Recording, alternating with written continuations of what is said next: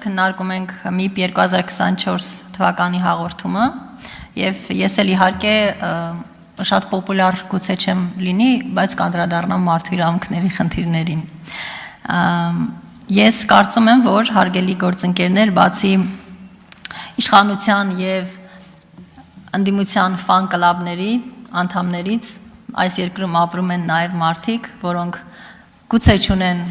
ընդգծված քաղաքական կողմնորոշում, բայց եւ նրանց ամենևին չի հետաքրքրում թե ով որքան ջանք է գործադրում, ով ինչպիսի նախագծեր է իրականացնում, բայց նրանց հետաքրքրում է թե այդ որոշումները ինչպիսի ազդեցություն են ունենում իրենց կյանքի որակի վրա եւ ինչպես են ազդում իրենց մարդու իրավունքների եւ հիմնարար ազատությունների վրա։ Իհարկե զեկույցը բավականին ծավալուն է Տիկին Մանասյան, ես ամբողջ ուրեմն բովանդակությանը, եթե նույնիսկ ցանկանամ չեմ կարողանա անդրադառնալ, բայց մի քանի շեշտադրում այնուամենայնիվ կուզեմ անել։ Առաջին հերթին կուզեմ խոսել տարեցների իրավունքների մասին, որովհետև դուք եւս նշեցիք, որ առանձին նոր որպես այդպիսին թեմատիկա եք առանձնացրել ձեզ համար, այս մասին ուզում եմ խոսել հատուկ ընդգծելով տարեցների համար անհրաժեշտ ծառայությունների անբավարար քանակը եւ ընդհանրապես դրանց բովանդակությունը, որովհետեւ օրինակ քաղաքական տարբեր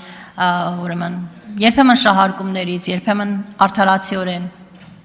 նպատակահարմարությունից ելնելով մենք քննարկում ենք օրինակ կենսաթոշակների բարձրացումը, մասնավորապես ընդդիմադիր մեր գործընկերներին տարեցների իրավունքները հիմնականում այդ կոնտեքստում է հետաքրքրում, բայց այն իմաստով, որ մենք մեր օրինակ պարտավորությունները չենք կատարում եւ այլն, կամ որպեսզի ներկայացնեն թե իշխանությունը որքան այսպես իրենց լեզվով ասած ապաշնոր է այս իմաստով, բայց իհարկե սա կարևոր որոշում կամ փոփոխություն է, որը մենք արդեն խոստացել ենք, բայց դրանից բացի ես կարծում եմ, որ մեզ պետք է հետաքրքրի նաև թե օրինակ այս անձանց դեպքում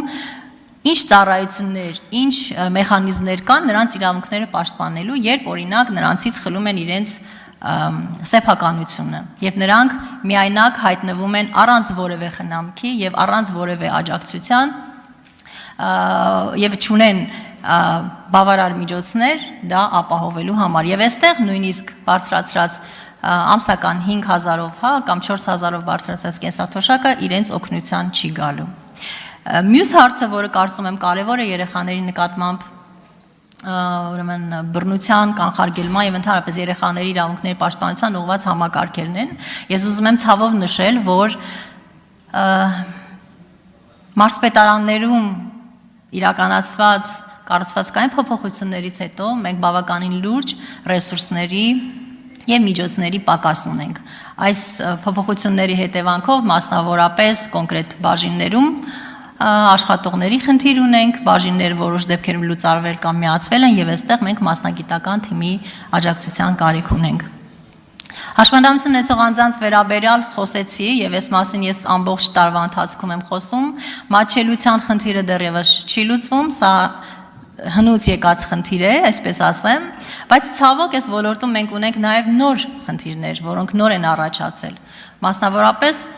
հաշմանդամություն ունեցող անձինք նոր ծառայություններից օգտվելու համար պարտավոր են վերաքննության ենթարկվել, ապացուցել իրենց հաշմանդամությունը։ Սա նոր համակարգի ներդրման պարագայում, երբ մենք պետք է գնահատենք ոչ թե նրանց հաշմանդամություն, ոչ միայն նրանց հաշմանդամություն, այլ ծառայություններ մատուցելու համար կարիքները գնահատենք, ցավոք մենք այն օգտագործում ենք նաև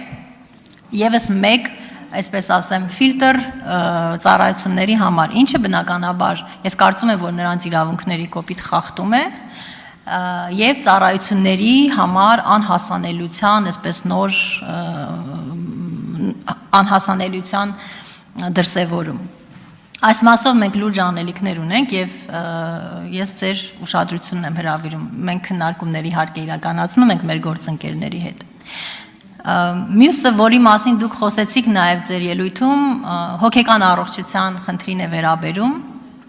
Տիկին Մանասյան, դուք նշեցիք, որ հոգեկան առողջության ոլորտում մենք ապաինստիտուցիոնալացման խնդիր ունենք, բայց ես ուզում եմ ցավով նշել, որ մենք ապաինստիտուցիոնալացման չենք կարող գնալ,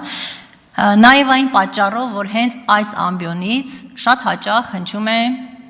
խտրական խոսք, խտրական վերաբերմունք եւ կարծրատիպեր վերարտադրող խոսք։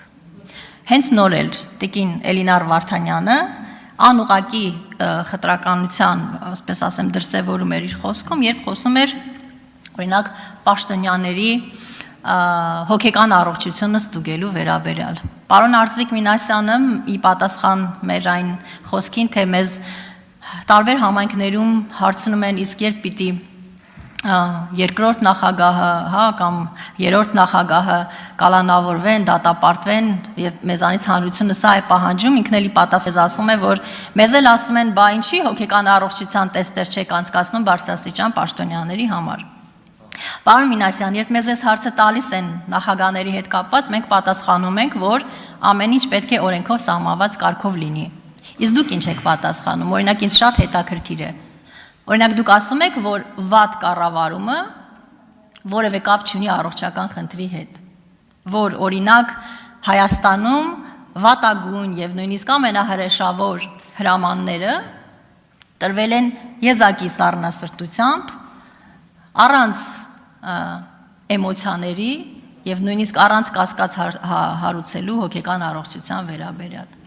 Ես կարծում եմ, որ այս իմաստով մենք լուրջ անելիքներ ունենք եւ իդեպ հոգեկան առողջության խնդիր ունեցող անձիկ հակված են վնասելու ոչ թե ուրիշներին, այլ իրենց։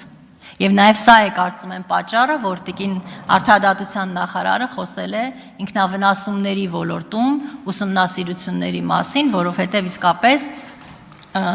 այս պարագայում մենք հոգեկան առողջության խնդիր ունեցող անձանց պաշտպանելու